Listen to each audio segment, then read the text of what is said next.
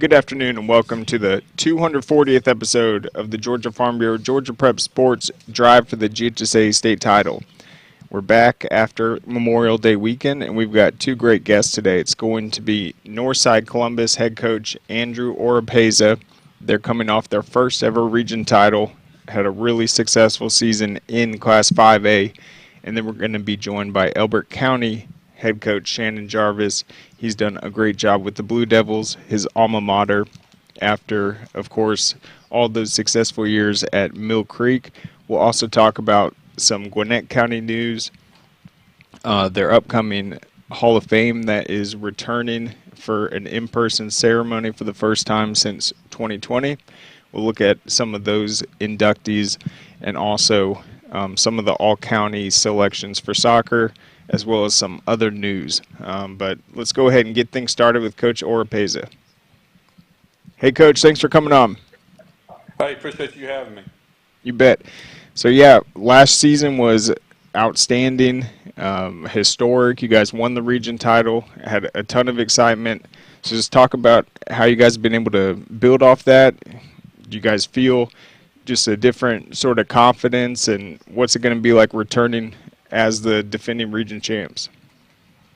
Sure, yeah. I mean, that group we had last year was special, a senior group especially, and I think anytime you can win the first region title in school history is a good thing, obviously, and it helped us build some confidence going forward, and, you know, we had a good spring, and now we got to figure out what the 2023 Northside football team is going to look like.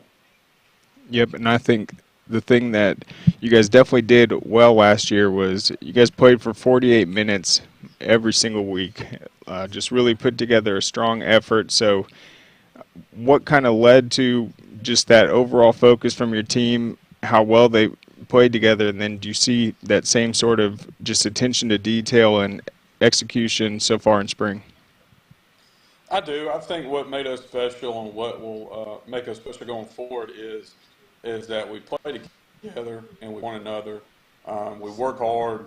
We're going to make mistakes, but one thing about us that we're going to play, like you said, we're going to play at 48 minutes as hard as we can play, and you know, hopefully we win more than we lose. But we saw some good things spring-wise with some guys that are going to have to step up and kind of hold that same standard that senior group, you know, had last year. So now we've got some guys that are going to have to step up and be the guys now. So hopefully, you know, going into summer and fall camp, they'll continue to do so and you know, help us in that regard. So.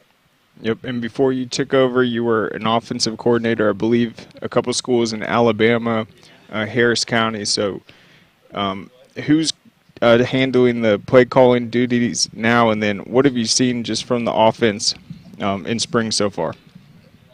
Coach Harrelson, Coach John Harrelson, this will be year 4. He's calling the plays.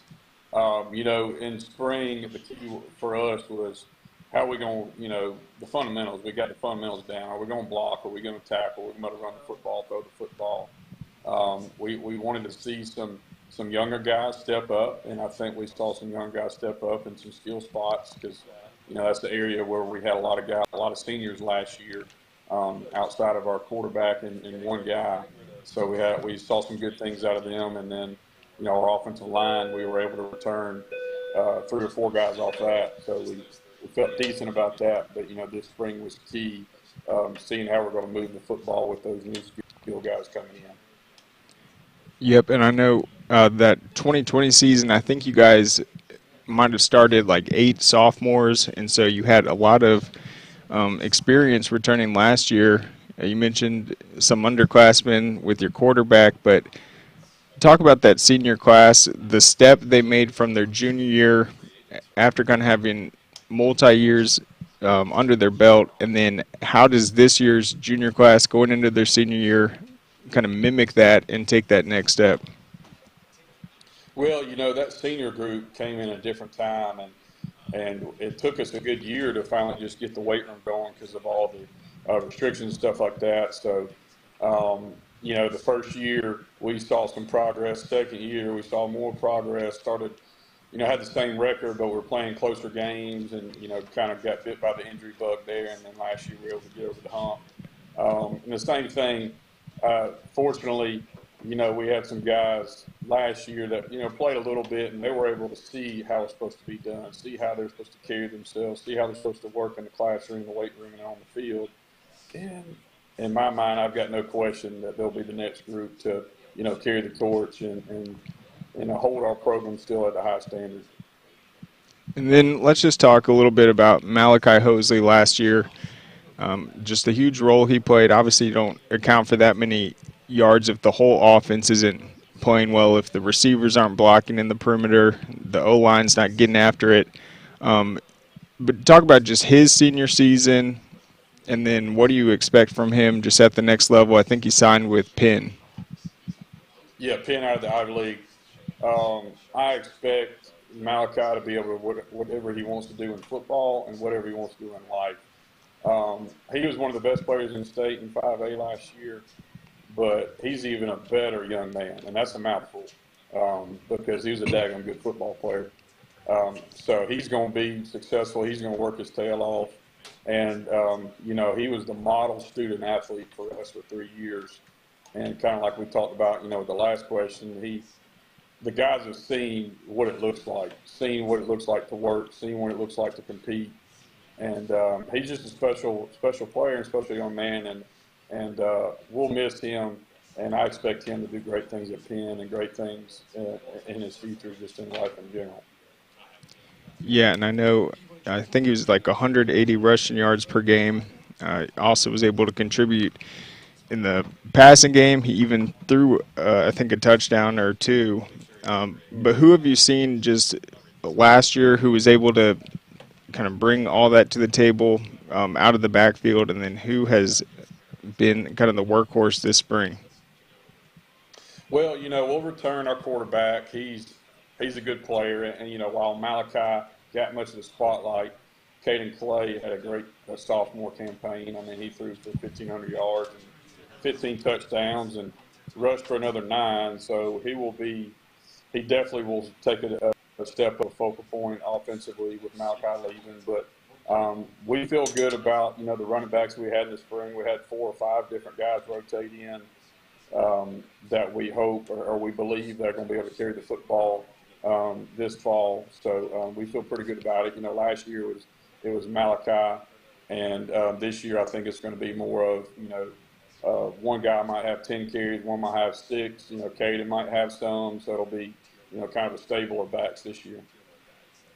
Yeah, and you mentioned Caden. I mean, Malachi did play a huge role, but it wasn't like he was taking 28 carries.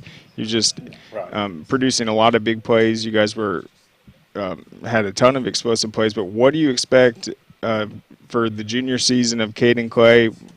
Obviously, his running ability is huge, but just overall as a quarterback, do you see him as a dual threat guy, a guy that can just move the offense well? I think it's a little bit of both. I think if most people would say he's more of a pocket guy, but I think he can run it well enough. He's a straight line runner. I mean, in our first round playoff game, he had 4 rushing touchdowns. So he definitely is a capable runner. But I think the key for Caden is going to be he's obviously talented and physical. Got physical gifts, but he takes the next step of being the guy, being a leader. Just kind of putting it all together, and I fully expect him to do that. He's another one that does everything the right way: classroom, weight room, field, character. He's the total package. So we're hoping he'll next step, going from sophomore to junior year. Yep, and it's exciting. He still has 2 more varsity seasons. A lot of these coaches we talked to, they were extremely busy with college recruiters coming to campus during spring. So, I mean, how many college coaches dropped by? What's Caden's future looking like, and kind of who were some of the players they were interested in?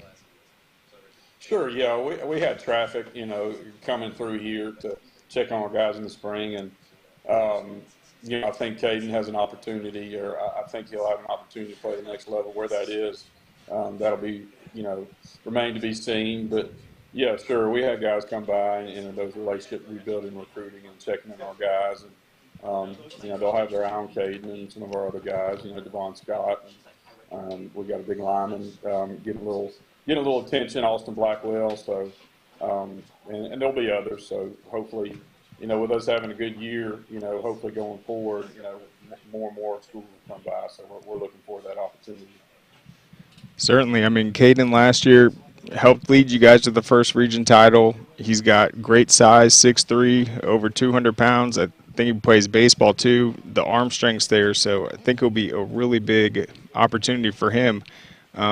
In terms of his targets, though, who have you seen just working really hard in the receiving core and a guy that you think can come up with those big plays and big first downs when you need them? Well, we had our receiving core last year was all seniors. So we had other than Devon. Devon played a little H-back and receiver, but we had three, all the rest of the spots, we had some guys that had to step up in the spring, and we got three young sophomores that were looking forward to make the jump, and we had another guy that's going to be a senior that had a good spring. So we feel pretty good about them going forward. They still got room to grow, and they got to get better through the summer and fall and see how we do against live competition. But I felt like the receiver core as a whole had a very good spring, and that was an area that we weren't concerned about, but an area we had our eye on just to see who's going to step up and be a target. So we're looking forward to those guys going forward. And then defensively, last year, Ward Walker had a tremendous impact. He was a junior middle linebacker. I think he led you guys in tackles for loss and sacks. What have you seen in terms of him adding new skill sets to his game this offseason? Ward's a great one. I mean, he's another one. Does everything the right way. You know what you're going to get out of him, which is constant effort. He's got a high motor. He will be. We expect him to be the leader of the defense. We hope for him to be. Last year we had two other linebackers. One going to Jacksonville State and one Morehouse. So he didn't necessarily have to be in the spotlight. And now, him returning with all his experience, we're expecting a lot out of him. And he's a guy that will rise to the challenge. He's another one, high character kid, going to give you everything he's got. So we're hoping he has a great senior year. And then your region's just going to be 5 teams, so 4 region contests for you guys. You have a really nice non-region schedule. Rival Columbus out the gates, LaGrange, Hardaway, Shaw, Sumter County, and Westover. What are your just impressions of that lineup to get you guys prepared to have another run at this Region 3 championship? Sure, yeah. We open up the gate with a rivalry game, and there's always a lot of buzz around that game, so we want to make sure we get off on the right note. Then LaGrange, they're doing a great job there. They've got a lot of good players and very well coached, and that'll be a big test for us. But as us only playing 4 region games, we basically get six opportunities before region play to get things where we need to get them, and then hopefully we're healthy going into region play and playing at our peak to get prepared for region and then hopefully the playoffs. And then, that second game against LaGrange, I think that's going to be really interesting. We've had Coach Napier on. I think that team right there has a chance to contend in 4A with what they're able to do. What do you expect from that one? It looks like that might be a home game for you guys. Yes, yeah. Well, I know that they're going to be physical. We played them my first year and Coach Napier's first year, and I was coming off that COVID, and they were up 28-7, and Blink and I were tied 28-28, and we lose in overtime, and then don't play the next year, and then last year we lose 58-26, or 56-28, yep. and we're leading with 3 or 4 minutes left, and in the third quarter, and we make some mistakes, and LaGrange does a good job capitalize on it, and so that score is probably a little bit closer than it really was, and it's been a good contest between us. 2 well-coached teams, in my opinion, with kids that play 48 minutes. But I know one thing about LaGrange: they're going to give max effort, they're going to be physical, and they're going to be well-coached. So we're looking forward to that test, early in the season to see kind of where we stand. Yeah, you guys came out the gates playing really well. You talked about having a lead. It looks like they scored a lot kind of later on. They did. It was a closer game than the score appeared, but then you guys closed out that non-region playing really well defensively. 30 34-7 Hardaway, a shutout over Shaw, shutout over Westover, and then the Sumter County game. I think you mentioned they had just like a really athletic quarterback. Is They he going to be did. returning? I'm pretty sure he was a senior off the top of my head. They had him, and they had a receiver that was tough to cover, and they did a great job, and they put some points up on us, and we were having trouble stopping them. And Sumter's always been a place that's got talented athletes, and that was definitely a challenge for us. He was a good player. And then who have you seen step up in the secondary, and who's going to have to? I think you guys graduated a few of those starters. We did. We did. Yep. We had a few guys in spring that we had. Rowan Terry, Jaquil Brandon Tarboro, Mark Goff, Jaden and Jai Jackson, they're twins. They all kind of rotated in, and O'Neal as well. So we're looking for some guys out of that group to step up and earn a spot on the field and contribute for us. So yeah, we're pretty senior heavy defensively. I think off the top of my head, we've got 3 guys that played significant football, maybe 4 guys that played significant football on defense last year. So we'll have some guys that really need to step up. Yep, and then Westover will be your final contest in non-region. That's the 5th Class 4A team you're going to play. I feel like Westover, Najee has covered some of their players. It looks like they're going to have a really strong season this year, where last year might have been a tough ride for them, but it looks like they're going to be a tough challenge. Yeah, they've always got talented players, and we played about as good as we could play in that game. And early on, they kind of hit us in the mouth, and we sailed it in. But that might have been one of our best performances, offense and defensive, last year. But they are a team that's always got players, and you always got to be prepared for, and they're always going to be well coached. So having that game right before region play is another good one to have. Right, then we got to bye, then we go region play. So it's kind of a good gauge to see where we are, going forward. Absolutely, and then just in that playoff game against Warner Robins, what were the takeaways? You guys end up falling short, 38-7. Have such a incredible season, but what were you guys able to learn from that? Warner Robins is good. No, they're obviously, Warner Robins' tradition is, it's tough to match, and they have some talented players, and we were able to hang in there early. We probably needed to score. We had a chance to score right before half to kind of keep it within striking distance, and we didn't. And then we had an opportunity to score later after it kind of got away from us to, make the score look a little bit different, and we didn't. So we didn't make the most of our opportunities, and LaGrange was just consistently better than us that night. They were so well coached, and their guys made more plays than ours, but it was a learning experience for us. Now we know the standard that we can try to work towards. It may not happen overnight, but Warner Robins. Off the top of my head, I think 6 straight state titles they've been to. So they're one of the programs in Georgia has kind of always been the standard. So now we got to strive to kind of work towards that. Yep, they've had that grip on 5A for a while. I know at Northside, you guys are outstanding across the board in athletics. You probably had some guys playing multiple sports in the spring, but talk about how the spring went, who you guys scrimmaged, just what you were able to take away from it. Yeah, we did have a lot of guys. We had 20, I think, around 30 guys running track and another 10 baseball, which is a good problem to have. We did an intra-squad with ourselves. I think the number one thing, obviously, was to get out of there healthy, which we did. We didn't have any injuries. And then secondly, while nobody's spot is, set in stone, we definitely wanted to see what some of our rising sophomores were going to do. We feel pretty good about that group as a whole. The upcoming sophomores were a talented group. We just didn't play varsity football, so we wanted to see how they were going to do in spring, and we were not surprised. We were happy with their effort, and we saw some things that we hope we're going to have some guys contribute going forward. So I think being healthy and seeing some of these younger guys compete and get after it was probably the two main keys for us.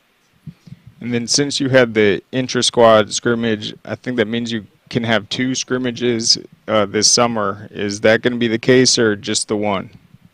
Well, no, since we've declared we have a spring, we still only get one. Basically, Okay, got it. Yeah. So we'll have one in the fall against Heard County up there on a Thursday night. All right, and then in terms of the summer schedule, is it just going to be just workouts, and then you guys are really going to ramp it up physically late just with camp?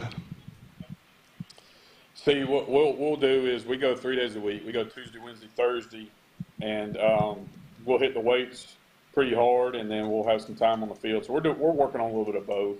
We'll have one group in the weight room, one group on the field. We'll switch it, and then that last hour we come together and get some work as a team, and then we'll carry that going forward till fall camp, and then kind of like you said, we'll ramp it up even more then. Fantastic. Well, Coach, thank you so much for coming on. I appreciate the time. Best of luck the rest of this offseason, and go Patriots. Yes, sir. Thanks for having me. You bet. All right, so there goes Coach Oropeza. Very interesting right there. Watch out for them in Class 5A. I think the big storyline is going to be their quarterback, Caden Clay. What they were able to do so well last year with Malachi Hosley, it's obviously he's averaging 8 yards a carry, 180 yards per game, but Caden's ability to spread the offense out to his receivers outside, that opens up the opportunities up the middle. They really had a complete offense throughout the season that came with experience, and obviously their offensive line, including, let me see, Jacob Brown. He was a staple. He has graduated, but they do have 3 returning guys, and he actually, I think in the second to last game in the regular season, had an 11-yard rushing touchdown. And Malachi, as we mentioned, was able to throw touchdown passes too. So they are creative with the offense, and then once they get moving, they're really able to seize on that and kind of keep tilting the game in their favor and staying in control. They started games great last year. They didn't really put themselves in a hole, but then they had that steady consistency to, if they were behind in the game, they could gradually build back and not lose comfort or panic, which I think was huge for them. They finished the regular season 9-1. The only loss was to LaGrange, a game they were actually leading in. LaGrange pulled away late, and then a tough loss to Warner Robins in the second round. So I think they're going to be a team to watch out for in Class 5A this year. That's why we wanted to bring them on, and we'll be watching when they scrimmage Heard County before the season. But let's go ahead and take a quick break and thank our sponsor, Georgia Farm Bureau. Our mission has always been to support Georgia farmers. That's why we created Georgia Farm Bureau Mutual Insurance Company, providing financial protection that farmers needed. While this remains the same today, we've grown to protect all Georgians through home, auto, and life insurance. From the very beginning and into the future, we stand for every Georgia community. We are our Farm Bureau. All right, welcome back. So before we have Coach Jarvis on, I'm going to read an old story by GPB. It talks about him going back to Elbert County. So Shannon is one of 3 brothers. They have a rich history and roots in Georgia high school football. All right, so where's a good starting point? Let's see. And this was written by John Nelson, the great John Nelson. He goes, if I had written this column last season, this was from 2021, it would have been talking about going home for Shannon Jarvis. He left Mill Creek, where he started the program and was its only head coach, to return to Elberton, the Granite Bowl, and the Blue Devils, a place where he played 2 sports and learned under legendary football coach T. McFerrin.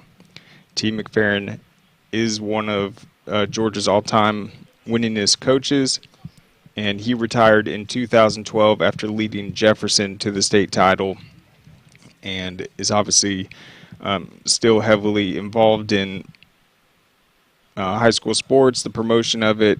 He is always talking to all the head coaches. He was at our ceremony when we renamed the Corky Kell Dave Hunter Classic, and he is one of Georgia's coaching legends. So Coach Jarvis played for him back at Elbert County. But now that Jarvis is back home, he has had a year to settle in, to add more memories to those he and his family had growing up. For my wife and 2 daughters, I couldn't be happier. He admits, I hadn't been here in a whole lifetime, 25 years, and we get to rekindle all those emotions. There are very special people here in Elbert County, and my children get to experience. And one of his daughters, I don't know if it's his older or younger daughter, was named Elbert County's valedictorian at graduation, I think just a week or 2 ago. So that was obviously a proud moment for Coach Jarvis. And also seeing what Mill Creek was able to do, a program that he helped build from the ground up. His longtime assistant was Josh Lovelady, and then his brother was the longtime director of football operations at Mill Creek. And if you know anything about Mill Creek, these last several seasons, they are so innovative. The technology they use, the day-to-day operations, the analytics, the promotions they do of the program, they really have been key in kind of pushing that next level high school football branding. And at the spring game this year for Mill Creek, they honored Shannon's brother for his years of great work at Mill Creek. And then I saw Coach Jarvis at the Class 7A state championship celebrating that big win. A lot of those guys, including the seniors, Caleb Downs, all those guys, Hayden Clark, the quarterback, he obviously coached them, knew them from their middle school days. So I think with Coach Jarvis, he builds this program, Mill Creek, into the 7A state champs. Obviously, build that foundation is what I mean. He wasn't there last year. And then goes back to his alma mater, and they have an outstanding season. They're 10-2 last year in Class A Division I, and then they lost to eventual state champion Prince Avenue Christian in the playoffs, which we'll talk about that matchup. But Prince Avenue is just on a different level. But I think they're going to be returning a lot of talent this year. So that's going to be momentarily. But let's go ahead and put a pause on that. Let's go to the Gwinnett County news I was talking about. All right, so yeah, this is the class of 2023 in Gwinnett County. It says a new group of Hall of Famers will be inducted July 21st at the Gas South Convention Center as part of a celebration that will include LSU women's basketball coach Kim Mulkey as the keynote speaker. So talk about a star-studded event at that convention center, and then bringing in Kim Mulkey. I wonder what she'll wear. Mulkey led the Tigers to this year's NCAA championship, her 4th as a head coach. All right, the event is a fundraiser for the Gwinnett Public Schools Foundation, a nonprofit dedicated to providing financial resources to enrich and enhance education for GCPS students through scholarships and other programs. In addition to Mulkey's speech, the evening's other highlight is the induction of 6 new Gwinnett County Sports Hall of Famers. And I'm going to go over them right now. So the first one is NFL football player Jared Cook. Obviously went to North Gwinnett, a tremendous player. Peachtree Ridge's Rhea Taylor. She is a softball player. Amanda Winslow Rigo from Collins Hill. Brock Newman, a swimmer from Shiloh, former Parkview head coach Cecil Flo, and then I thought this one was nice. Gwinnett Daily Post sports editor Will Hammock, who has done a phenomenal job covering all these Gwinnett schools over the years. All right, so let's read a little bit more. Don't miss out on listening, learning, and laughing with college basketball's national championship coach Kim Mulkey. But as entertaining as Kim will be, the main event is the induction of our 2023 Gwinnett County Sports Hall of Fame class, said Aaron Lupoloff, who is on the board of the Georgia High School Football Hall of Fame. And he does great work with the Gwinnett County Public School Foundation. This is our first induction ceremony since 2019, and we can't wait to see everyone July 21st. I think that's going to be a really nice event. I had a blast at our Hall of Fame, which is going to be in October, and it looks like this one is really stepping up and making the Gwinnett Hall of Fame, and this is obviously for all sports, is a big deal. Just think about all the incredible athletes that have graduated from Gwinnett. Maya Moore, Lorenzo Carter, Robert Condici. I mean, who are some other ones? Lou Williams, some Gwinnett grads, professional sports. We got Lou Williams, got Jalen Brown. Yep. We went to Alvin Kamara. Yeah, Alvin Kamara. So, yeah, I don't know how, when someone is eligible to get in, but, I mean, that Gwinnett Hall of Fame is going to be outstanding. So, let's go over their resumes real quick. So, yeah, Jared Cook played 13 NFL seasons. Only Brookwood grad Jason Elam, who played 15 seasons as a kicker, had a longer NFL career among Gwinnett graduates. That's interesting. From 2009 to 2021, he had 553 career catches, 7,237 yards, 45 touchdowns in 194 games played. He was a Pro Bowl selection in 2018 and 2019. He played at South Carolina, and he remains involved at North Gwinnett, where he is the basketball team's where the basketball team's early season showcase is named in his honor. And then, let's see, Taylor. This was the softball player from Peachtree Ridge. She was a 3-time All-American, 4-time All-Big 12 Conference softball player at Missouri before the Tigers joined the SEC.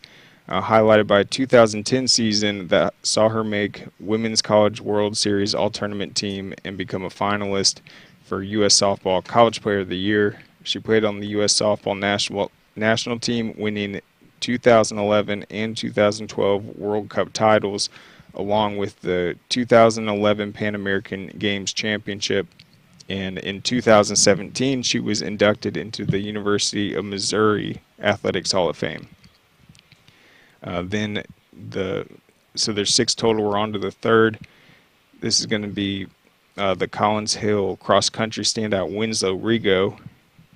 She was Gatorade Georgia cross country runner of the year in 2008. She won track state titles as well in the 1600 and 3200 meter races her junior and senior year, sweeping the 2 distance events. She ran at FSU. She was a 7-time All-American. I don't even know how that's possible. A 4-time ACC champion and an ACC record holder. She continued her running career beyond college and competed in the 2021 Olympic trials in the 1600. All right, then the swimmer Newman was a 22-time All-American at Auburn, where he was a member of their Swimming and Diving Hall of Fame. Swam on Auburn's 1997 and 99 national championship teams, helped the 400 freestyle relay to an NCAA record, and he led Shiloh to a team swimming state championship in 1992 and 94. Cecil Flo, he's going in as the coach of Parkview. He led that dynasty for 21 seasons, going 197 and 67 with 4 state championships, the most won by a head football coach in Gwinnett County history. His 1997 state title was the Parkview program's first and was followed by 3 straight championships from 2000 to 2002. During that run, the Panthers broke the state record for consecutive wins at 46. I did not know that. The press box at Parkview Stadium is named after Flo, who is a member of the Georgia Athletic Coaches Association Hall of Fame. And then last but not least for sure is Will Hammock, the sports writer for Gwinnett Daily Post, a 92 Brookwood grad. He's worked there since 1997. He's been the sports editor since 2005. He's won 75 individual Georgia Sports Writers Association awards since 2000, 12 Georgia Press Association individual awards since 2010 for his sports coverage, in addition to guiding the Daily Post to numerous Best Sports section in Georgia awards. He is a 2019 inductee into the Brookwood High School Hall of Fame. So, got Peachtree Ridge, Parkview, Brookwood, and I think Shiloh and Collins Hill all represented. That is a great class. It's going to be July 21st. I think that'll be a great event and fundraiser to help lift all of Gwinnett County. So, thought that was very cool. Oh yeah, North Gwinnett was the other school.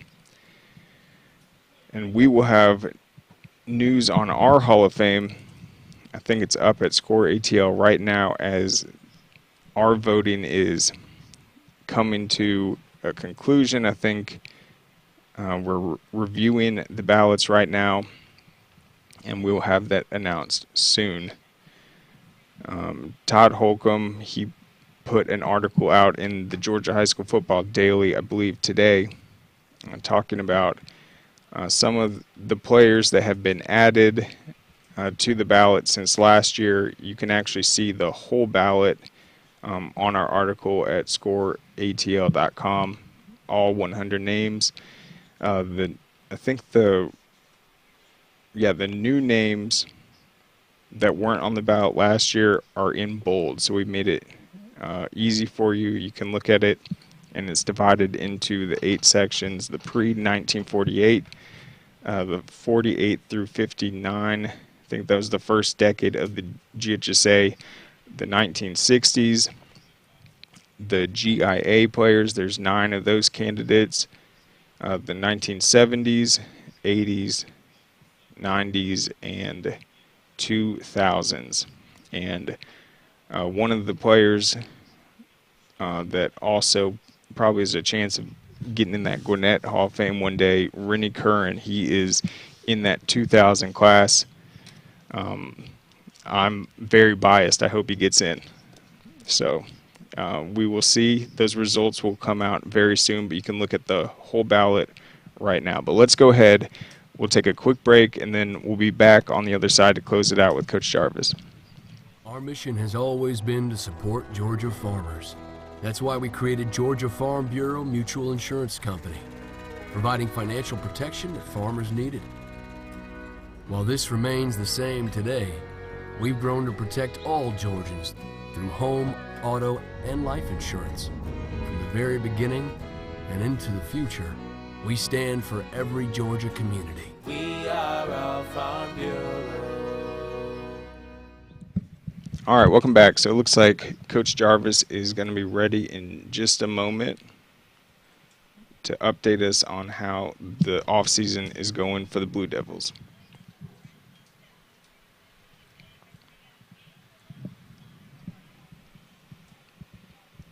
All right, so this will be his 4th season there. They were 3-6, 5-5, and then 10-2 last year. They went from 2A to Class A Division I. Hey, Coach, how's it going? Hey, Craig, how you doing? I'm doing great.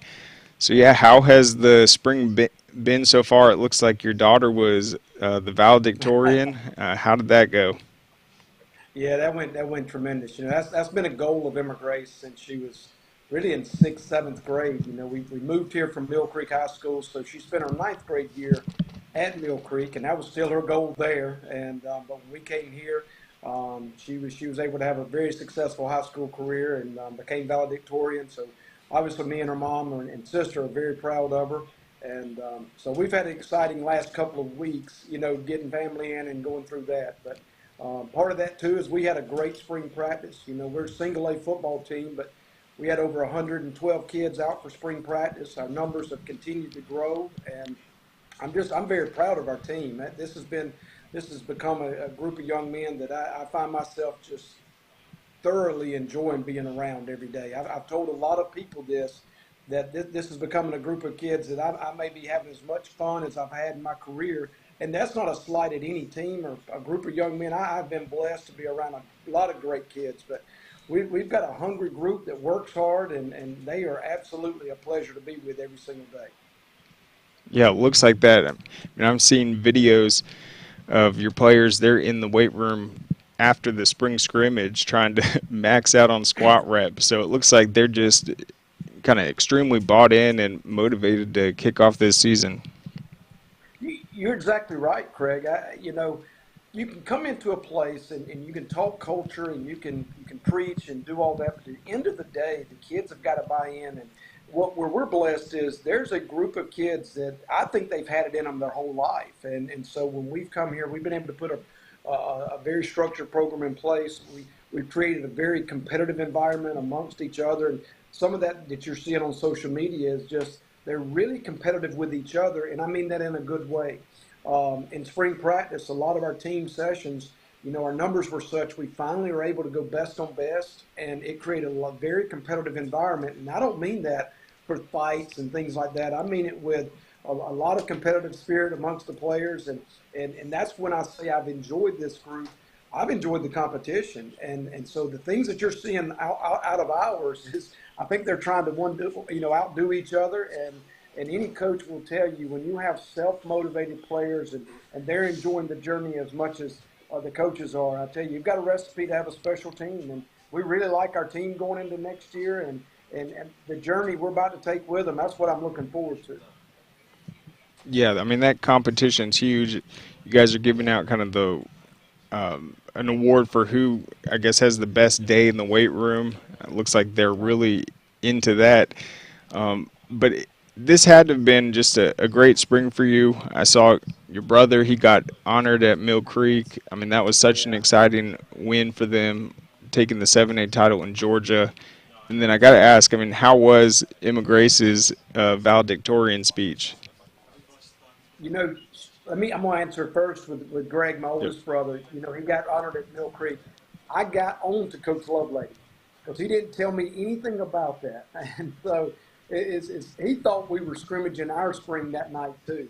And we had done it the night before. But for Coach Lovelady and the people of Mill Creek to take time to honor Greg because, Greg did so much behind the scenes to make that program what it is today. And when I came to Elbert, the first thing I realized was how much I missed what he did, not just as a brother, but professional, all that he did behind the scenes. And, Craig, you've been a part of those ball games with the TV games and all. The sports media, you know what's all entailed to have a game on TV. And Greg handled so much of that for all the years at Mill Creek. And so I can promise you a lot of the success at Mill Creek is based on him taking a lot of stuff that as a coach you just it's not that you didn't have time for, but you trusted he would do it the right way. And Josh Lovelady will tell you the same thing. So when Josh recognized him, I thought that was special, very appropriate, and I was so happy for Josh and the community to do that and take time to recognize what all Greg's done. As far as Emma Grace's speech, she did share it with me before.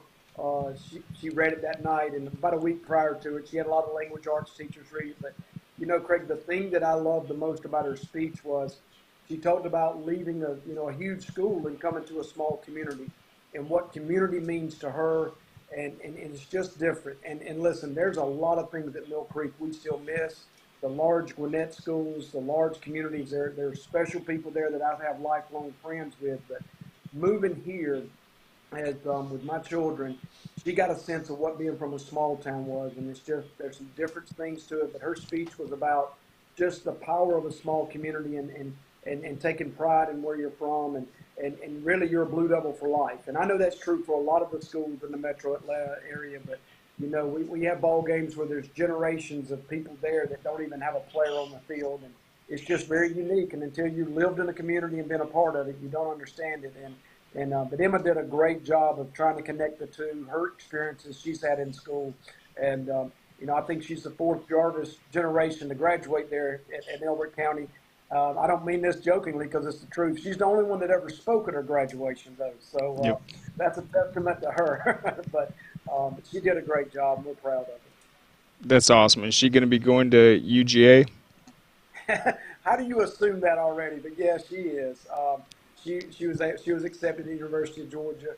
We toured a few colleges back spring break a couple of years ago, and she had some opportunities to go to other places, but in the end, she chose it. Obviously, I'm ecstatic. I'm an alumni of Georgia as well, UGA as well. So I'm tickled to death that that's where she's wanting to go, not just for its proximity, but as she explored more and more about the University of Georgia, and Craig, you obviously know this, but the opportunities that she still can have there worldwide and some study abroad fields and all, it's just tremendous. So even though she's only about 30 miles from me and my wife, Candy, she's still going to have opportunities to see the world and study across the world at the University of Georgia. So we're happy with that. She's excited. And honestly, I'm not looking forward to that day that I'm going to drop her off at that dorm room and pull off. I was okay during graduation. That's the day that I'm not looking forward to. I know I'll be an emotional wreck then.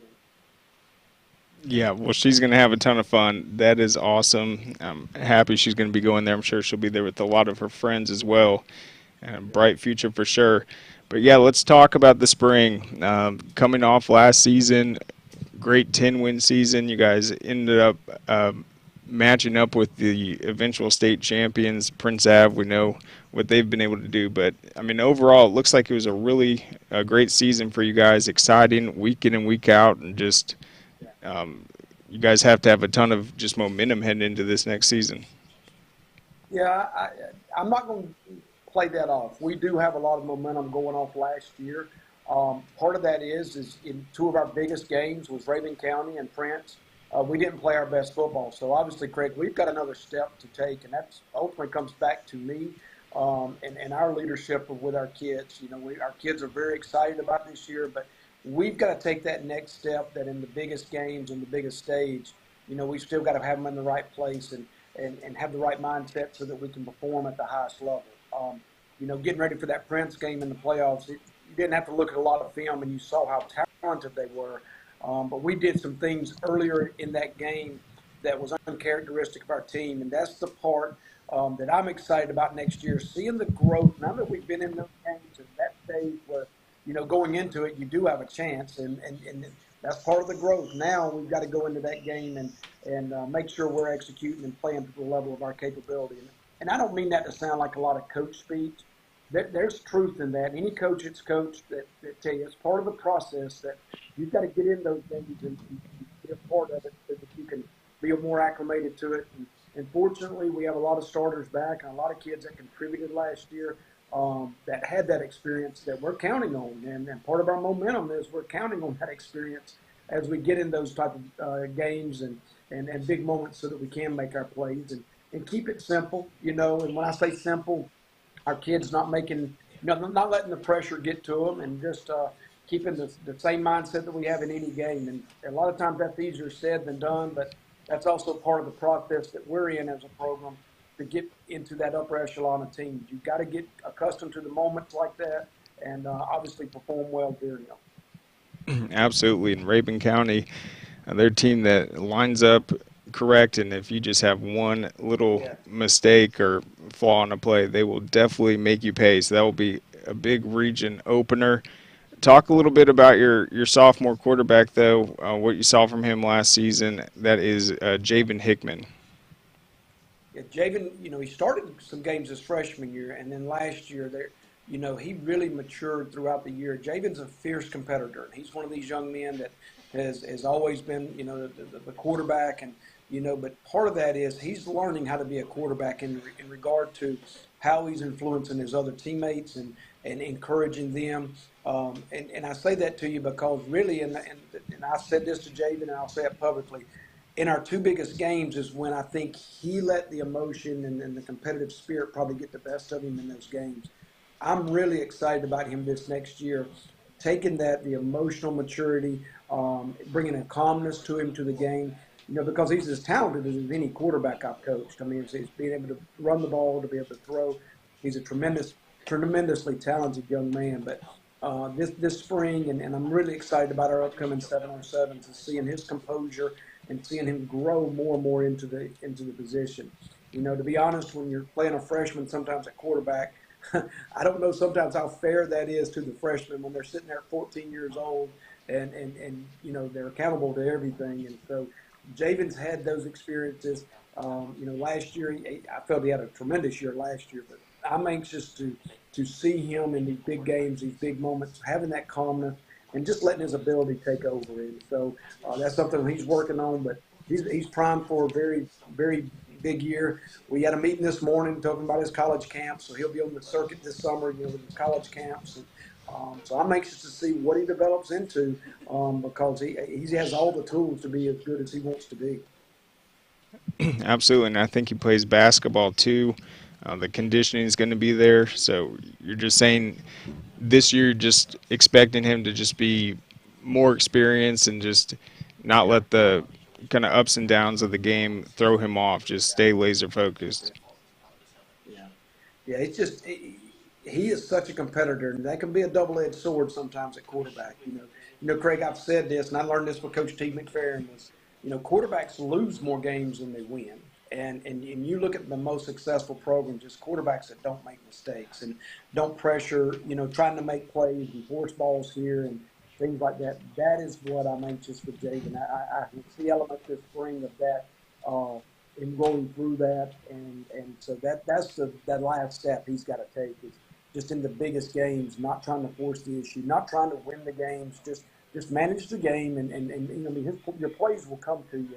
But you got to know when not to force it, and that's what I'm excited for him. And it looks like your defensive linemen, your offensive linemen, they've really been getting after it in the weight room this season.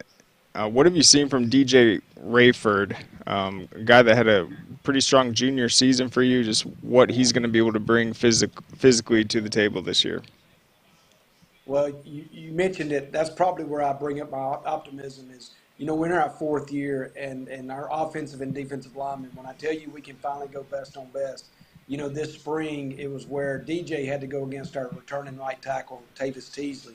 Those two kids are returning starters, all region players, and them two having to work against each other all spring. I caught myself smiling sometimes because that's what it's supposed to look like, and coming from a larger program, you were always able to do that. And we've had to build Elbert up to get our numbers up, to get our strength up too, And so DJ's come. He had a great spring. Now, he may tell you he didn't because he didn't have the number of sacks and this and that in spring. But the reality is he went against better. He's a better player because he went against a better player throughout spring. And so DJ's a young man. I believe, off the top of my head, he had 11 sacks last year. He's very disruptive. He's a high-motor kid with a great spirit that, again, I'm smiling because he is fun to coach. He has great enthusiasm. He's the one that really gets us going in the weight room every day, and he has tremendous energy. And a lot of our players, coaches included, feed off him. He had an interception or two last year, so he's always in around the ball. And there were some things last year he had to work on some techniques, squeezing and fighting, reaching, but he got better and better, and especially at the end of last year. He was having a tremendous season for us, and that carried over into the spring. And I threatened him before we started spring, all his sacks, he better not lose his technique and his fundamentals. And I was so proud to see him go out in the spring and really pick up where he left off and be fundamentally sound and not just pinning his ear back and running upfield. And I'm so proud of his maturity. And we had some good talks in the spring when he was talking about as a young player, that freshman and sophomore year. He had to play as a freshman. He just started for some games his freshman year. He just says, Coach, I'm not crazy no more. And I laugh because you got to know his spirit when he says that. But he's somebody we're really counting on for his leadership, his maturity, and just his game experience that he's had in his career. And he's a disruptive player. I know I don't like it when he's on defense. When we go against him in practice, he's tough to handle. So we're going to put a lot of responsibility on him, but I have a lot of confidence he's going to continue his success from the end of last year into this upcoming year.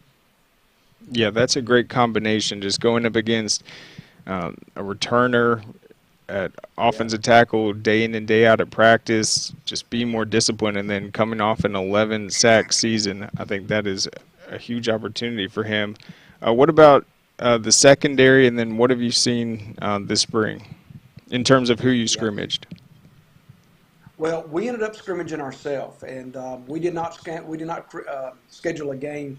You know, I go back and forth on that, but we had a majority of our kids that were in the state track meet. And so one thing that we do, even though our numbers ended up being larger in the end, we probably could have scrimmaged somebody.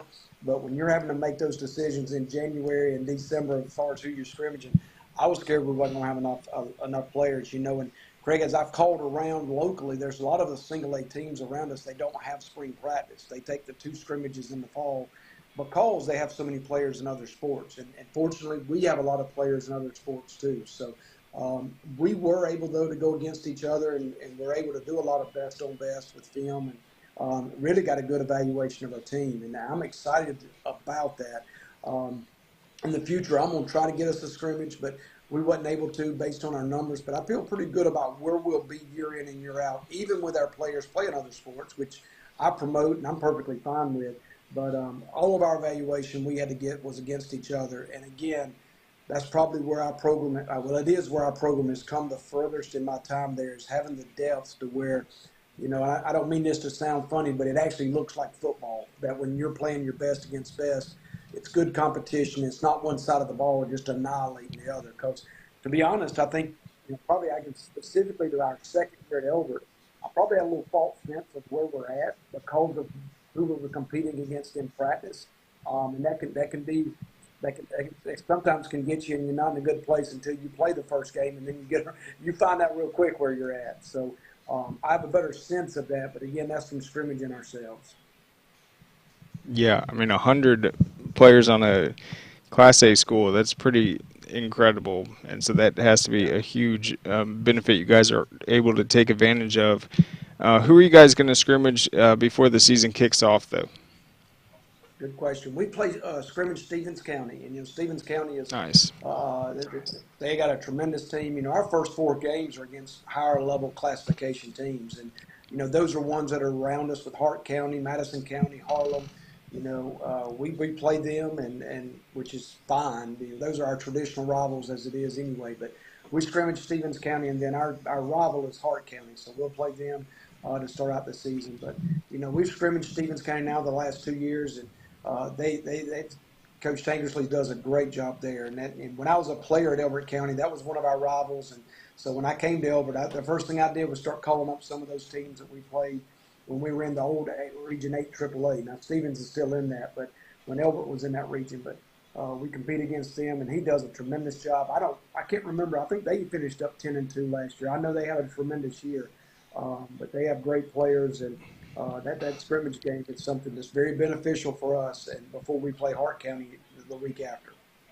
Certainly. Yeah, they were dominated on both sides of the football last season. I'm interested to seeing what Stevens County is going to be returning, but that will be a great test for you. Well, Coach, thanks so much for coming on.